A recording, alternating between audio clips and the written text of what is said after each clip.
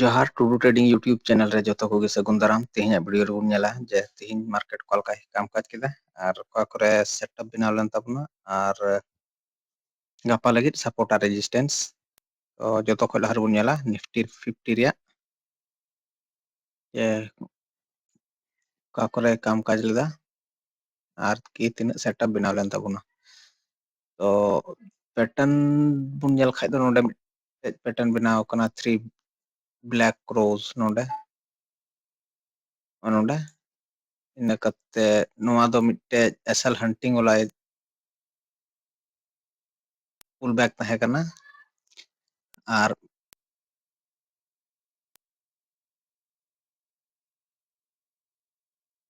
market pe nyele tabuna tina point ria to una lagit entry do hui ko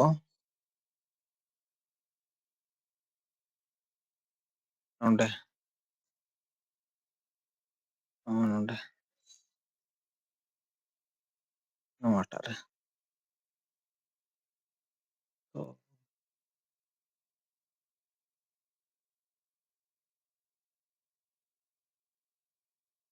onde entry hui ko to noa ria kat kat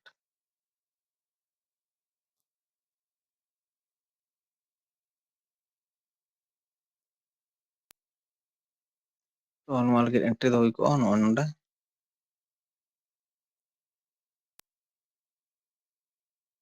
onde SL tahe ko onde 42 point ria ar 42 point ria 1:2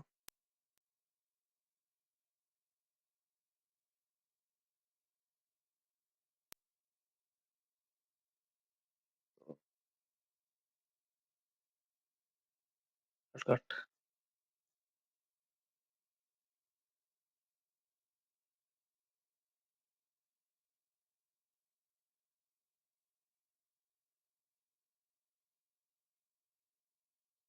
to noa ria entry do tahe ko tabuna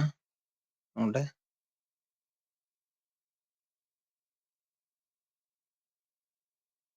SL tahe ko tabuna noa tare 34 point ria ar 34 point ria target ini 1:2 1:1 oh ठीक गया ado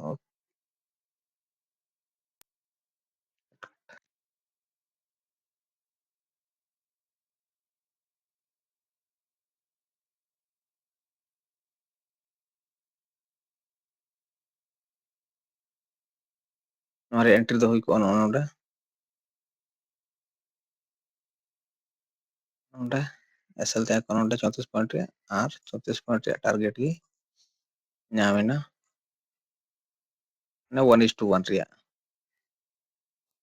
ar nifty re do onde mitte hammer candle binaw kana onde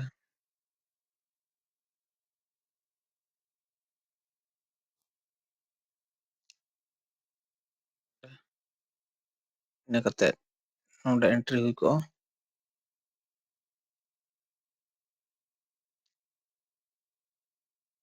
entry hui ko onde SL tahe ko nota ria low re 13 point ria ar 13 point ria target 1:1 ria risk reward tahe ko to oi pe nyel da to R mitten onde bullish engulfing pattern binaw lana onde support the to noa re entry do hui ko nonde hui dadi ko 8 point ria ar 8 point ria target oh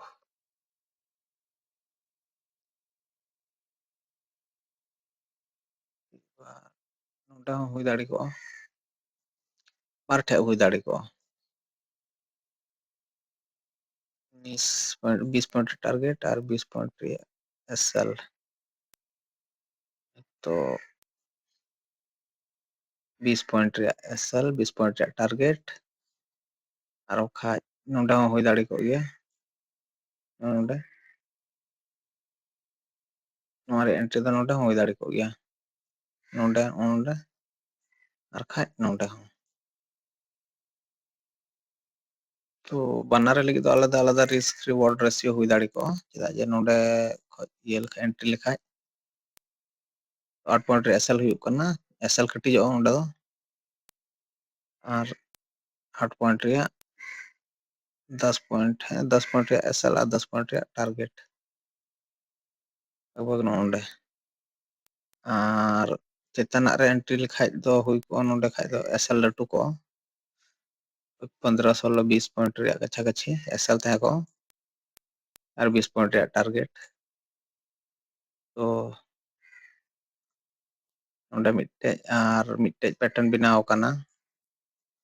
नोंडे दो berries engulfing pattern बनाव लेना अदो नोंडे दो किछु चेतन ᱧᱚᱜ ᱨᱮ ᱦᱮᱱᱟᱜᱼᱟ ᱚᱱᱟᱛᱮ कंसीडर दो बाम मानाव लेखाय हो माना गया और बाम मानाव लेखाय हो ठिकन गया तो नोआ रिया एंट्री और एग्जिट दो हुई दाड़ी को नोंडे एंट्री हुई को नोंडे एंट्री हुई दाड़ी को SL तहे को 12 पॉइंट रे और 12 पॉइंट रे टारगेट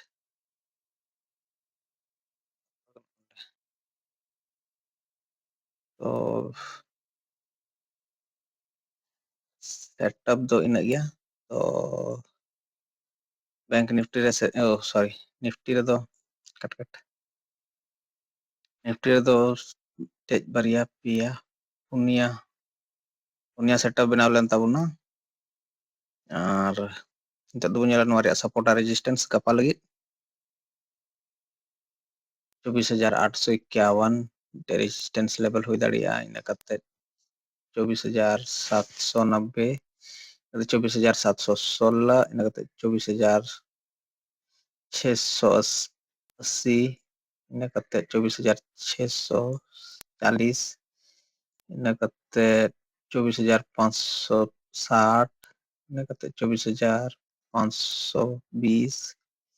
इन कते 24,475 इन कते 24,400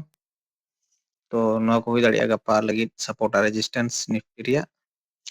नितोग दो ñela बैंक निफ्टी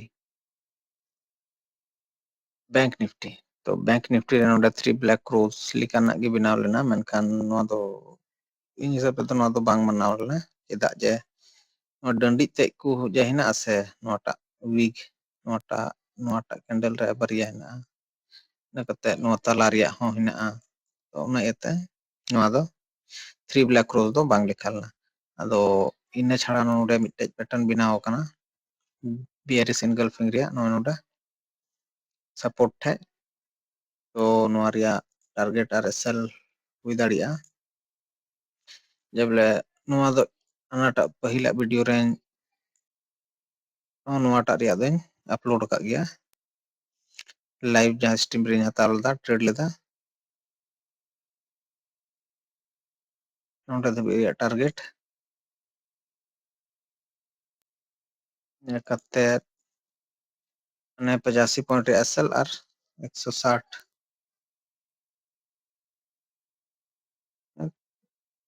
उन्हें 200 रिया टारगेट कते नोडे हैमर कैंडल बना लेना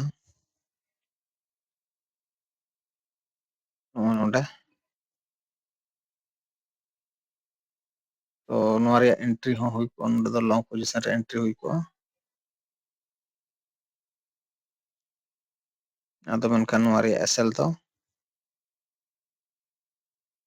लट्टू ᱧᱚᱜ ᱜᱮ ᱫᱚᱦᱚ उचित तहे को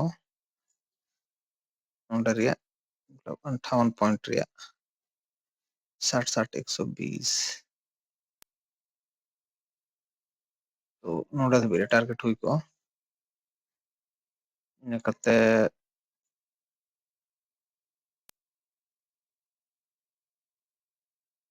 नोडे मिटे बेरिश इनगल्फिंग पैटर्न बनाव लेना नोडे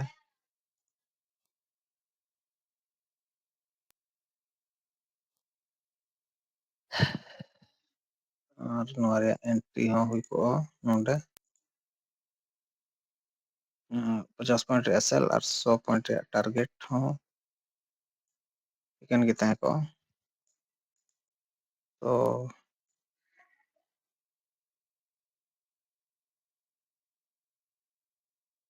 बैंक निफ्टी रहो नोडे मिट्टे सेटअप बनाव लेना नोडे मिट्टे मॉर्निंग स्टार टाइप और एंट्री दो को नोडे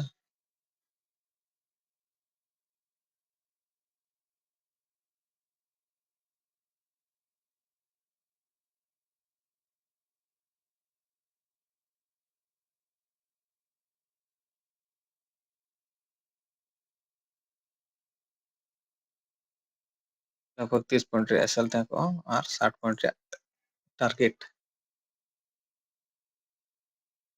तो बैंक निफ्टी रहो सेटअप बनाव लेन ताबोना मिट्टे बारिया पिया पुनिया तो बैंक निफ्टी रे पुनिया सेटअप बनाव लेना तो दला बन ñela nito do noaria support और resistance level गप्पा लगी तो बैंक निफ्टी रे लगी support और resistance level दो हुई दाड़ी कना गप्पा लगी 51,200 नकते 51,100 नकते 50,900 50,700 50,590 बाबा 50,500 50,000 बाबा 50,000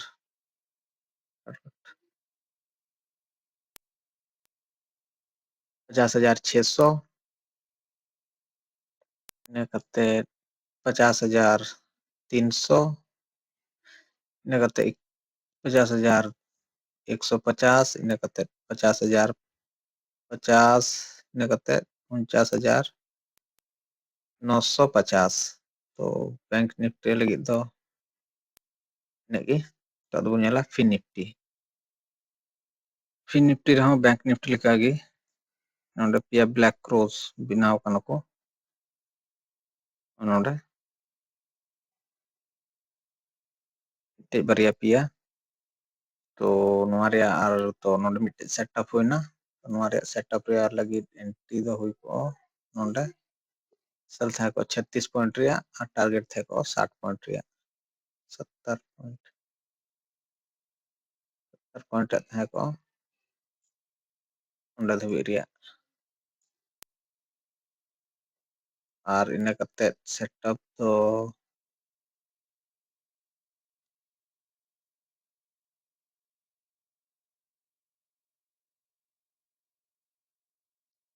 ओंडे मिटे एम पैटर्न बिनाव कान तबोना एम पैटर्न लिखा बिनाव ला नोडे और दूसरा नोडे मिटे बेरिश इनगल्फिंग बिनाव ला ओंडे और इने कते नोआरे दो एंट्री और एग्जिट तो हुई को ओंडे 25 पॉइंट रे एसएल और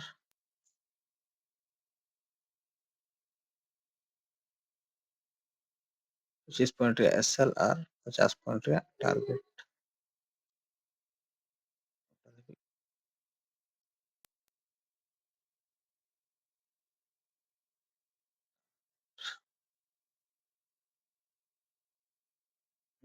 पैटर्न दो ओंडे बिनाव ला